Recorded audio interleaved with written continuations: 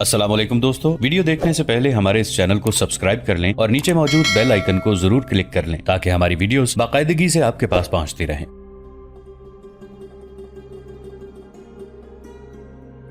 यज़गर्द बम की तरह फटा और इसकी जिम्मेदार तुम हो। तुम जो मेरी माँ हो। मुझे रुस्तम के साथ होना चाहिए था। तुमने मुझे ममता की जंजीरों में बांधे रखा। वो गुस्से से बाउला हुआ जा रहा था। लड़की इस ख्याल से आगे हुई कि यज़गर्द पर उसे गलबा हासिल है। उसने शराब का वो प्याला जिसमें उसने जहन को बेहिस करने वाली दवाई मिलाई हुई थी उठाकर यज़गर्द के आगे किया। ये सारी मुसीबत जर्नैलों की बुज़दिली की वजह से आई है, लड़की ने जज्बाती लहजे में प्यार से कहा, और इसका सारा बोझ अकेले शहनशाह पर आ पड़ा है। उसने शराब का प्याला यज़गर्द के हाथ में देते हुए कहा, 2 घूंट पी लें, गुस्सा जरा ठंडा हो जाएगा। आपके लिए ऐसी सूरत हाल पैदा हो गई है जिस पर ठंडे दिल से गौर करना चाहिए। मुसलमान कोई जिन भूत तो नहीं। यज़गर्द ने प्याला हाथ में ले लिया। यह खालिस सोने का वजनी प्याला था। इसमें छोटे छोटे हीरे भी जड़े हुए थे। यज़गर्द ने प्याले को देखा, फिर लड़की के हसीन चेहरे को देखा, जैसे प्याले की दिलकशी और लड़की के हुस्न का मवाजना कर रहा हो। अचानक उसने प्याला अपने दोनों हाथों में पकड़कर हाथ अपने सर से ऊपर किए और पूरी ताकत सर्व करके प्याला लड़की के सर पर दे मारा। प्याला वजनी था, दूसरे जवान आदमी की ताकत। लड़की का सर डोला, फिर उसकी टांगें दोहरी हुईं और वो एक पहलू पर गिर पड़ी। उसके सर से खून निकल निकल कर उसके रेशम जैसे मुलायम बालों में से फर्श पर टपकने का रास्ता बनाने लगा। होश में आए इज़दी, नौरीन ने उठकर अपने बेटे को कंधों से पकड़ा और उसे झंझोड़ते हुए कहा, इस बेचारी को प्यार का ये सिला दिया है, तुम्हें भी यही सिला मिलना चाहिए माँ। यज़गर्द ने कहा, तुम खुशकिस्मत हो कि मेरी माँ हो। इस वक्त मुझे बेदार होना चाहिए और ये लड़की मुझे शराब पिला रही है। हरम में मेरे लिए लड़कियों की कमी नहीं, लेकिन तुम मेरे लिए इस लड़की को खास तौर पर लाई थी। ये राज मुझ पे आज खुला है कि तुमने इस लड़की को मुझ पर नशे की तरह गालिब आने का सबक पढ़ाया था। तुम इस कोशिश में थी कि मैं इस महल में कैदी बना रहूं और महाज पर न जाऊं। यज़गर्द ने देखा कि पैगाम लाने वाला फाजी वहीं खड़ा है। तुमने अपना फर्ज अदा कर दिया है। यज़गर्द ने उसे कहा, इस लड़की को पांव से पकड़ो और घसीट कर बाहर फेंक दो। किसी को बता देना कि होश में आ जाए तो अपने घर चली जाए। मरती है तो इसकी लाश इसके माँ बाप के हवाले कर देना। इतना बेरहम न बन यज़दी, नौरीन ने कहा। इस अजीम सल्तनत को इसके बादशाहों और जर्नैलों के गुनाह खा गए हैं। इस सल्तनत ने एक ना एक दिन तो डूबना ही है। मैं तुझे डूबते नहीं देख सकती। मत भूलो माँ, यज़गर्द ने कहा, मत भूलो कि लोग मुझे तुम्हारी कैद से निकालकर क्यों मदाइन लाए थे, किसरा की इस अजीम सल्तनत की अजमत को बहाल करने के लिए। मैं जानता हूं तुम क्या चाहती हो। तुम मुझे फिर उसी कैद में डालना चाहती हो जिसमें मेरी उम्र के 16-17 साल गुजर गए थे, लेकिन मैं नहीं चाहता कि तारीख सारी दुनिया को हमेशा यह सुनाती रहे कि फारस की फौज को शिकस्त हुई तो यज़गर्द माँ के साथ भागकर किसी गुमनाम गोशे में जा छुपा था। उस एक फौजी ओहदेदार के पीछे कई और फौजी जो कादसिया भागे थे और घुड़सवार थे मैदान में दाखिल हुए। उनमें बाज जख्मी थे। वो दहशत जदगी के अंदाज में मदाइन के लोगों को बता रहे थे, सब कट गए, कोई नहीं बचा। रुस्तम मारा गया, बेहमन जादविया मारा गया, जालीनूस मारा गया, बाकी सब जर्नैल भाग गए। अरबी इंसान नहीं, वहशी दरिंदे हैं। हजारों साथी डूब गए। अपना बंदोबस्त कर लो, वो इधर आ रहे हैं। अपना मालो दौलत छुपा लो। वो गलत तो नहीं कह रहे थे, लेकिन उनका अंदाज ऐसा था जैसे मुसलमान वाकई खूनखार दरिंदे हों और उन्होंने उन फारसियों पर बेखबरी में सारी फौज को चीर फाड़ दिया हो। ये शिकस्त खुर्दा फारसी अपने आप को बेगुनाह साबित करने के लिए मजलूमियत का इजहार कर रहे थे। शिकस्त की खबर सारे शहर में फैल गई। लोगों पर खौफ तारी होता चला गया। जिन लोगों के घरों में सोना चांदी और हीरे जवाहरात थे और जिनकी बेटियां जवान थीं, उन्होंने मालो मता और बेटियों को लेकर शहर से निकल जाने की तैयारियां शुरू कर दी। शहर के चंद एक मुअज्जिज़ीन शाही महल के सामने जा पहुंचे। उन्हें देखकर शहर के लोग भी वहां इकट्ठे होने लगे। उन सब ने नारे लगाने शुरू कर दिए कि उन्हें यकीन दिलाया जाए कि मदाइन में उनके तहफ़्फ़ुज़ का इंतजाम मौजूद है। यज़गर्द को इत्तला मिली तो वो बाहर आ गया। मुअज़्ज़िज़ीन ने लोगों को खामोश कराया और यज़गर्द के साथ बातचीत की। तुम्हें किसने बताया है कि हमारी फौज को शिकस्त हुई है? यज़गर्द ने पूछा। उसे बताया गया कि अपने कुछ फौजी आए हैं जिनमें बाज़ जख्मी भी हैं। मुअज़्ज़िज़ीन ने यज़गर्द को यह भी बताया कि उन फौजियों ने कैसी कैसी बातें सुनाकर लोगों में खौफ व हिरास पैदा कर दिया है।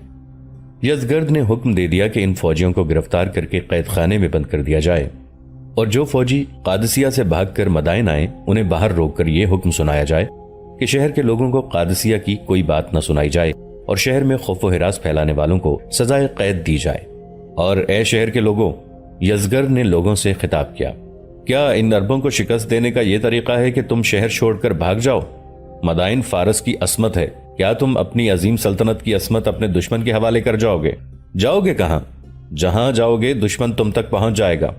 ताक़ुब उसी का किया जाता है जो भागता है, और जो मुकाबले में सीना सिपर हो जाते हैं वो दुश्मन को न सिर्फ रोक लेते हैं बल्कि उसे भगा भी दिया करते हैं, और उसका ताक़ुब किया करते हैं और उसे अपनी जमीन से बाहर निकाल कर दम लिया करते हैं। ज़रतिश्त की कसम, अरबों को तुम भगाओगे। वो मैदान जंग है जिसमें फतह भी हो सकती है, शिकस्त भी, लेकिन जंग का फैसला शहरों में हुआ करता है और कोई शहर मुहासरे की कामयाबी के बगैर फतह नहीं हुआ करता। तुम यहां से भागने की बजाय दुश्मन के मुकाबले की तैयारी करो।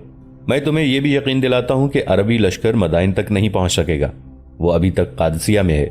मदाइन तक कई जगहों पर हमारी फौज मौजूद है। रास्ते में दजला है। अगर दुश्मन दजला तक पहुंच भी गया तो दजला के पुल तोड़ देंगे और वहां एक भी कश्ती नहीं छोड़ेंगे। अरबी दरिया उबूर करेंगे ही किस तरह? जाओ, अपने घरों को चले जाओ और जंग की तैयारी करो। बाकी इंतजाम मुझ पर छोड़ दो। यज़दगर्द ने मदाइन के लोगों को खूब गरमाया और उनके दिलों से मुसलमानों का खौफ बहुत हद तक उतार दिया। उसने ऐसे अल्फाज इस्तेमाल किए कि वही लोग जो डरे डरे से उसके पास आए थे जोशो खरोश से नारे लगाते हुए चले गए। यज़दगर्द वापस महल में जा रहा था तो पूरान आ गई। पहले हम बयान कर चुके हैं कि पूरान फारस की मलिका थी, लेकिन उसे हटाकर यज़दगर्द को तख्त पर बिठा दिया गया था। पूरान के मुतालिक जो तफसीलात हम पहले बयान कर चुके हैं उनमें एक ये भी थी कि वो तख्त ताज में इतनी दिलचस्पी नहीं रखती थी जितनी दिलचस्पी उसे फारस के दिफा से थी। उसे इत्तला मिली कि फारस की फौज ने कादसिया में बहुत बुरी शिकस्त खाई है और तमाम जर्नैल मैदान छोड़ गए हैं और कुछ मारे गए हैं, तो वो यज़दगर्द के पास दौड़ी आई। यज़दगर्द उम्र में उससे बहुत छोटा था और उसका सोतेला भाई था। इसके अलावा पुरान में वही कौमी जज्बा था जो यज़दगर्द में था। पुरान ने यज़दगर्द को अपने बाजुओं में लेकर गले लगा लिया। यज़दगर्द पर जज्बातियत का ऐसा गलबा तारी हुआ कि उसके आंसू निकल आए। मर्द बनो यज़दी, पुरान ने यज़दगर्द से कहा। न फतह से इतना खुश होना चाहिए और न शिकस्त से इतना दिल बर्दाश्ता होने की जरूरत है। तुम अकेले तो नहीं, हम सब तुम्हारे साथ हैं। लेकिन हमारे पास रह ही क्या गया है? यज़दगर्द ने कहा। जिस कदर फौज इकट्ठी हो सकी वो मैंने आगे भेज दी। मुझे परेशानी है तो सिर्फ ये कि इतनी बड़ी और इतने अच्छे हथियारों वाली फौज सिर्फ 40,000 आदमियों की फौज से शिकस्त किस तरह खा गई। ये मत सोचो, पुरान ने कहा, इस शिकस्त की जिम्मेदारी रुस्तम पर आयद होती है। क्या तुम्हें नहीं पता कि रुस्तम कितना अरसा आगे जाने से गुरेज करता रहा है? ये तुम थे जिसने उसे कुछ डरा धमकाकर और कुछ बहला वरगलाकर मैदान जंग में जाने के लिए तैयार किया था। वो दोनों आहिस्ता आहिस्ता चलते महल में दाखिल हो गए। यज़दगर्द पुरान को अपने कमरे में ले गया। पुरान, यज़दगर्द ने कहा, मेरी मां को संभालो और इसे समझाओ कि मैं इस तख्त पर बैठकर और फारस का ताज अपने सर पर रखकर तुम्हारा बेटा नहीं रहा। अब मैं फारस का फर्जंद हूं। मेरे खून का एक एक खतरा फारस की आबरू के लिए वक्फ हो गया है। मैं फारस के पहले बादशाहों की तरह अपने हरीफों को कत्ल करके इस तख्त पर काबिज नहीं हुआ। मुझे रियाया लाई है और रियाया ने मेरे साथ कुछ तवक्कुआत वाबस्ता की हैं। इन बातों को अलग रखो यज़दी, पुरान ने कहा, और ये मुझ पर छोड़ दो। इस वक्त सोचने वाली बातें कुछ और हैं। तुम जानते हो कि मेरा 2000 घुड़सवारों का रसाला साबात में है और तुम्हें यह मालूम होगा कि यह रसाला अभी तक लड़ाई में शामिल नहीं हुआ। मैं अब इस रसाले को मुसलमानों के मुकाबले में इस्तेमाल करूंगी, लेकिन मुसलमानों को आगे आने दो। उन्होंने साबात के रास्ते से ही आना है। मैं अपने रिसाले को हिदायत भेजूंगी कि मुसलमानों को कहां और किस तरह रोकना है। पुरान ने जिन 2000 घुड़सवारों का जिक्र किया था, ये एक खास रसाला था जिसमें फौज के मुंतखब और जांबाज किस्म के सवार शामिल किए जाते थे। इस रसाले के साथ एक पालतू शेर भी था जो अपने मालिकों के साथ तो मानूस था, लेकिन दुश्मन के लिए वो वैसा ही था जैसे जंगल के शेर होते हैं। उसे दुश्मन पर झपटने की तरबियत खास तौर पर दी गई थी। इस रसाले की एक रिवायत ये थी कि हर सुबह इस रसाले के तमाम घुड़सवार एक जगह जंगी तरतीब से इकट्ठे होते और एक मजहबी पेशवा उनके सामने खड़ा होता। वो एक अहद के अल्फाज बुलंद आवाज में बोलता जाता और हर घुड़सवार ये अल्फाज दोहराता जाता था। ये एक अहद था कि जब तक ये रसाला मौजूद है फारस की सल्तनत को जवाल नहीं आने देगा और फारस की अजमत को हमेशा जिंदा और ताबिंदा रखेगा। इस रसाले के रोजमर्रा के मामूलात इस अहदनामे से शुरू होते थे। इसे किसरा का शाही रसाला कहा जाता था। मुझे रुस्तम के मारे जाने का बहुत अफसोस है, यज़दगर्द ने कहा। उस जैसा फौजी कायद कम ही मिलेगा। नहीं यज़दी, पुरान ने कहा, मुझे उस शख्स के मरने का जरा सा भी गम नहीं। उससे एक भूल हुई थी। मैंने फारस के दिफा की खातिर तमाम इख्तियारात रुस्तम को दे दिए थे। मैंने साफ तौर पर महसूस किया कि उस शख्स की निगाहें तख्त व ताज पर लगी हुई हैं। औरत उसकी कमजोरी थी। मैं ये बात कहने में जरा सी भी शर्म महसूस नहीं करूंगी कि वो मुझे हर वक्त साथ रखता था।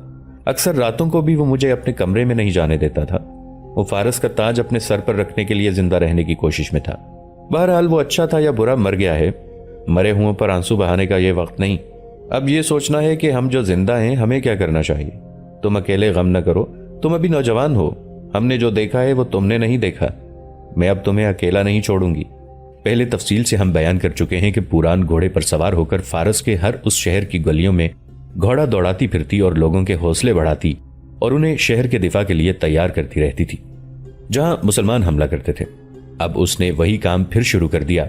मदाइन बहुत बड़ा शहर था। पुरान घोड़े पर सवार किसी एक जगह जा रुकती, लोग उसके गिर्द इकट्ठे हो जाते और वो लोगों को सल्तनत फारस पर मर मिटने के लिए बड़े ही जज्बाती अल्फाज में तैयार करती। दूसरे दिन यज़दगर्द को इत्तला दी गई कि एक ज़ईफुल उम्र सफेद रीश मिलना चाहता है। यज़दगर्द ने उसे अंदर बुला लिया। उस बुजुर्ग की सफेद दाढ़ी चांदी के तारों की तरह चमक रही थी। उसका झुर्रियों भरा चेहरा गोरा और आंखें सब्ज थीं, जिनमें ऐसा तासुर था जो देखने वाले को अपनी तरफ मुतवज्जे करता था। उसके सर पर कपड़े की गोल टोपी थी और उसने काले रंग का चोगा पहन रखा था। उसके हाथ में असा और दूसरे हाथ में 15-20 दानों की तस्बीह थी। वो बिलाशुबा मजहबी पेशवा था, लेकिन ये आतिश परस्त नहीं हो सकता था। आतिश परस्त राहिबों का लिबास इस किस्म का नहीं होता था। यज़दगर्द फारस का शहंशाह था। उसके सामने आने वाले रुकू में जाते फिर उसे सलाम किया करते थे, लेकिन इस बुजुर्ग का उसने उठकर इस्तकबाल किया। आइए मुकद्दस राहब, यज़दगर्द ने कहा, आप यकीनन यहूदी हैं। आपकी इबादत गाह में हमारी तरफ से कोई मुदाखलत तो नहीं होती? नहीं शाह फारस, यहूदी राहिब ने कहा, मैंने अपने घर में ही इबादत गाह बना रखी है। यहूदियों की यहाँ तादाद ही कितनी है कि इबादत गाह तामीर की जाए। मेरे घर में ही यह जरूरत पूरी हो जाती है। आपके ज़ेरे साया हमें कोई तकलीफ नहीं। मुकद्दस राहब, यज़दगर्द ने कहा, आप शायद हमारी शिकस्त पर इजहार अफसोस करने आए हैं। क्या आप हमारी फतह के लिए दुआ नहीं करते? हम हर रोज आपके लिए दुआ करते हैं, यहूदी राहिब ने कहा। हम आपके वफादार हैं और फारस हमारा वतन है। अगर आप इजाजत दें तो मैं कुछ अर्ज करूं। मैं अपना फर्ज अदा करना चाहता हूं। हो सकता है आपको मेरी कोई बात बुरी लगे। अगर आप फारस की भलाई की बात करेंगे तो मुझे कोई बात बुरी नहीं लगेगी, यज़दगर्द ने कहा। आपने जमाना देखा है, न जाने जमाने के कितने रंग देखे हैं। मैं ये जानना चाहता हूं कि आम से रिवायती हथियारों से मुसल्ला 40,000 आदमियों ने इतने अच्छे हथियारों से मुसल्ला 1,20,000 के लश्कर को शिकस्त किस तरह दी है। इन अरबों ने हाथियों तक को काट कर दरिया में डुबो दिया है, और यह भी मेरी समझ से बाला है कि रुस्तम मारा किस तरह गया। मैं मैदान जंग के तमाम हालात से वाकिफ हूं, यहूदी राहिब ने कहा। सिर्फ कादसिया ही नहीं, मुसलमानों ने यहां आकर जितनी लड़ाइयां लड़ी हैं, मैं उन सब के हालात बयान कर सकता हूं। इन 2-3 दिनों में मैंने कादसिया की जंग की हर बात मालूम कर ली है। रुस्तम किस्मत और सितारों के चक्कर में पड़ गया था और जायचे और फालनामे निकाल निकाल कर अपनी पेशगोइयां सबको सुनाता था। उसकी पेशगोई ये थी कि सल्तनत फारस का अंजाम अच्छा नहीं होगा। ये पेशगोई सारी फौज में फैल गई। इसका यही असर होना था जो आपने देख लिया है। हमारी फौज इसलिए भाग उठी कि फारस का अंजाम तो बुरा ही होना है, तो हम अपनी जानें और अपना खून क्यों जाया करें। तो क्या आप ये कहना चाहते हैं कि रुस्तम की पेशगोई गलत है? यज़दगर्द ने पूछा। बिल्कुल गलत, यहूदी राहब ने जवाब दिया। क्या आपको याद नहीं कि वो जंग में जाने से हिचकिचा रहा था? आपने उसे धमकी दी कि वो नहीं जाएगा तो आप खुद फौज लेकर मुसलमानों के खिलाफ चले जाएंगे। तब उसने सोचा कि ऐसा हो गया तो फारस के लोग उसके खिलाफ हो जाएंगे। वो फौज लेकर निकल गया, लेकिन उसने एक दिन की मसाफत 4 महीनों में तय की। वो कादसिया पहुंच तो गया, लेकिन मुसलमानों के साथ सुलह समझौते की बातचीत शुरू कर दी। मैंने कहा है कि उसकी ये पेशगोई गलत थी कि सल्तनत फारस का अंजाम अच्छा नहीं होगा। ये दरअसल उसके अपने दिल की आवाज थी, इसीलिए वो लड़ना ही नहीं चाहता था। लड़ने में शिकस्त का खतरा भी था और कत्ल होने का खतरा भी। उसे फारस से नहीं बल्कि अपनी जात से मोहब्बत थी। उसने बहुत लड़ाइयां लड़ी थीं, मगर अब वो अपने आप को इनाम देना चाहता था। इसमें कोई शक नहीं कि उसने अपने आप को फारस का बादशाह बना लिया था। उसकी ये ख्वाहिशात और उसके ये इरादे ये पेशगोई अख्तियार कर गए कि सल्तनत फारस का अंजाम अच्छा नहीं होगा। आप पूछते हैं कि इन थोड़े से मुसलमानों ने इतने बड़े लश्कर को शिकस्त किस तरह दे दी है। वजह बिल्कुल साफ है। मुसलमान एक अकीदे पर यकीन रखते हैं। उन्होंने अपनी किस्मत सितारों के साथ वाबस्ता नहीं की हुई, बल्कि अपने हाथ में रखी हुई है। उनके दिलों में अल्लाह और मोहम्मद सल्लल्लाहु अलैहि वसल्लम की मोहब्बत और अकीदत है, जिसे वो अल्लाह का रसूल मानते हैं। रुस्तम ने अपनी जात को सामने रखा, लेकिन मुसलमान अपनी जात से बेनियाज हैं। मैं आपको राज की एक बात बताना चाहूंगा। आप मुसलमानों से इसलिए लड़ते हैं कि वो आपके मुल्क पर कब्जा न कर लें, लेकिन हम यहूदियों की लड़ाई مسلمانوں کے خلاف ایک عقیدے اور ایک نظریے کی خاطر ہے۔ آپ میدان جنگ میں لڑتے ہیں مگر ہم زمین کے نیچے سے وار کرتے ہیں۔ ہمارے آدمی کسی نہ کسی بحروپ میں کسی سرکردہ مسلمان کے ساتھ دوستی کرتے ہیں، بڑی ہی خوبصورت اور تربیت یافتہ لڑکیوں کو جال میں دانے کے طور پر استعمال کرتے ہیں۔ خوبصورت عورت ہی مرد کی سب سے بڑی کمزوری ہوتی ہے، لیکن ہمیں کامیابی نہیں ہوئی۔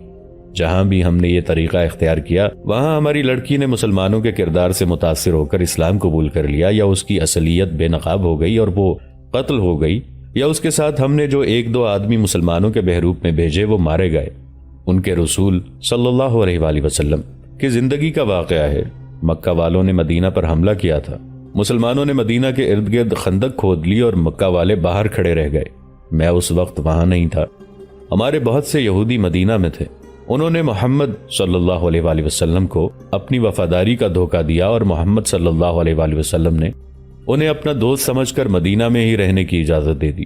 مسلمانوں نے اپنی عورتوں اور بچوں کو ایک کشادہ مکان میں منتقل کر دیا تاکہ قریش مکہ کہیں رات کو خندق پھاند کر اندر آ جائیں تو عورتیں اور بچے محفوظ رہیں۔ یہودیوں نے اپنے ایک آدمی کو تلوار دے کر اس کام کے لیے بھیجا کہ وہ کسی طرح اس حویلی کے اندر جا کر ایک دو عورتوں یا بچوں کو قتل کر دے اور بھاگ آئے۔ مقصد یہ تھا کہ عورتوں اور بچوں میں بھگدڑ مچ جائے گی اور وہاں سے شور شرابہ اٹھے گا تو تمام مسلمان خندق سے ہٹ کر اس مکان کی طرف دوڑیں گے تو ان کی غیر حاضری میں مکہ والے خندق کے اندر آ جائیں گے۔ خندق کو پھاندنا آسان نہیں تھا، لیکن کچھ جگہ ایسی تھی جہاں خندق نہیں تھی۔ اس طرف مسلمانوں نے اپنی خاصی تعداد بٹھا رکھی تھی۔ اگر ہمارا آدمی کامیاب ہو جاتا تو اہل قریش اس طرف سے مدینہ میں داخل ہو جاتے، لیکن ہمارے آدمی کو کسی نے اس مکان کے قریب مشکوک حالت میں دیکھ لیا اور اسے وہیں قتل کر دیا۔ قتل کسی آدمی نے نہیں بلکہ ایک عورت نے کیا، اور یہ عورت محمد صلی اللہ علیہ وآلہ وسلم کی پھوپھی تھی۔ یہودیوں نے اس آدمی کے قتل ہو جانے کے باوجود مکہ والوں کو مدد دینے کی اور مسلمانوں کو شکست دلوانے کی بہت کوشش کی تھی۔ یہ کوشش خفیہ تھی، پھر بھی مسلمانوں کو اس کا علم ہو گیا۔ محمد صلی اللہ علیہ وآلہ وسلم نے اس کی پاداش میں مدینہ کے تمام یہودیوں کو قتل کروا دیا۔ اس کے باوجود یہودی جہاں بھی تھے وہاں انہوں نے مسلمانوں کی پیٹھ پر وار کرنے کا کوئی موقع ہاتھ سے نہ جانے دیا۔ مقدس راہب یزگرد نے کہا، میں آپ کی ساری بات سمجھ گیا ہوں، اور یہ میں پہلے سے ہی جانتا تھا کہ مسلمانوں کا سب سے بڑا کوئی دشمن ہے تو وہ یہودی ہے۔ آپ مجھے باتیں نہ سنائیں، اس وقت ضرورت یہ ہے کہ مسلمانوں کو روکا جائے، وہ دجلہ پار نہ کر سکیں۔ ہاں شہنشاہ فارس، یہودی راہب نے کہا، میں اسی لیے حاضر ہوا ہوں کہ مسلمانوں کی پیش قدمی پسپائی میں تبدیل کر دی جائے۔ میں آپ کو بتانا چاہتا ہوں کہ مرد کی دو سب سے بڑی کمزوریاں مسلمانوں کے خلاف بیکار اور ناکام ہو چکی ہیں، ایک شراب ہے اور دوسری عورت۔ مسلمان مال غنیمت میں ہر ایک چیز اکٹھی کر لیتے ہیں، لیکن شراب کتنی ہی قیمتی کیوں نہ ہو وہ پھینک دیتے ہیں، اور ان برتنوں کو بھی نہیں اٹھاتے جن میں شراب ہوتی ہے۔ وہ عورتوں کو تو لے جاتے ہیں لیکن انہیں مدینہ بھیج دیتے ہیں، اور ان کے حقدار وہی ہوتے ہیں جو ان کے ساتھ باقاعدہ شادی کر لیتے ہیں۔ ہمارے پاس جادو ہے جو ہم آزمانا چاہتے ہیں، لیکن اس کے لیے جو اشیاء درکار ہیں وہ اکٹھی کرنے اور ان پر عمل وغیرہ کرنے کے لیے بہت دن لگیں گے۔ اگر آپ یہ اشیاء مہیا کر دیں تو ہم ایسا جادو کر سکتے ہیں کہ مسلمانوں کے سالار اندھے ہو جائیں گے۔ اندھے صرف جسمانی طور پر نہیں ہوں گے بلکہ وہ عقل کے بھی اندھے ہو جائیں گے۔ فوراً بتائیں، یزگرد نے کہا، آپ کو کیا کیا چیز چاہیے؟ ایک نوخیز لڑکی، بوڑھے راہب نے کہا، ایک نوزائیدہ بچہ جس کی عمر 3 دنوں سے زیادہ نہ ہو، 2 الو، یہ تو ہیں جاندار اشیاء، دوسری چیزیں جو درکار ہیں وہ ہم خود اکٹھی کر لیں گے۔ یزگرد نے اسی وقت حکم دے دیا کہ یہ اشیاء یہودیوں کی عبادت گاہ میں فوراً پہنچا دی جائیں۔ یہودی راہب چلا گیا۔ یہ پہلا واقعہ نہیں تھا کہ یہودی مسلمانوں پر زمین دوز وار کر رہے تھے۔ اسلام کے خلاف یہودی فتنے کی تاریخ میں ایسے کئی واقعات ملتے ہیں۔ اس کے بعد بھی یہودیوں نے مسلمانوں کو نقصان پہنچانے کے لیے کئی ڈھنگ کھیلے۔ مورخ لکھتے ہیں کہ ایک طرف یہودی جادو کا حربہ استعمال کر رہے تھے، لیکن دوسری طرف مسلمانوں نے جو کامیابی حاصل کی تھی وہ تو کسی جادو کا ہی کرشمہ لگتا تھا۔ مسلمانوں کی تعداد جنگ قادسیہ کی ابتدا میں 40,000 تھی، انہیں 6,000 کی کمک ملی۔ اس ساری تعداد میں سے 8-9 ہزار مجاہدین شہید ہو گئے تھے۔ زخمیوں کی تعداد بے شمار تھی، جن میں تقریباً آدھے مجاہدین اٹھنے کے قابل نہیں رہے تھے۔ اس کے باوجود وہ مدائن کی طرف بغیر آرام کیے پیش قدمی کر رہے تھے۔ دوستو، آج کے لیے اتنا ہی۔ اسی کہانی کی اگلی قسط کے ساتھ بہت جلد حاضر ہوں گے۔ نیچے کامنٹ سیکشن میں اپنی رائے کا اظہار ضرور کیجیے گا۔ ہمارے اس چینل کو سبسکرائب کر کے نیچے موجود بیل آئیکن کو بھی ضرور کلک کیجیے گا۔ اگلی ملاقات تک کے لیے ہمارا اور آپ کا اللہ نگہبان۔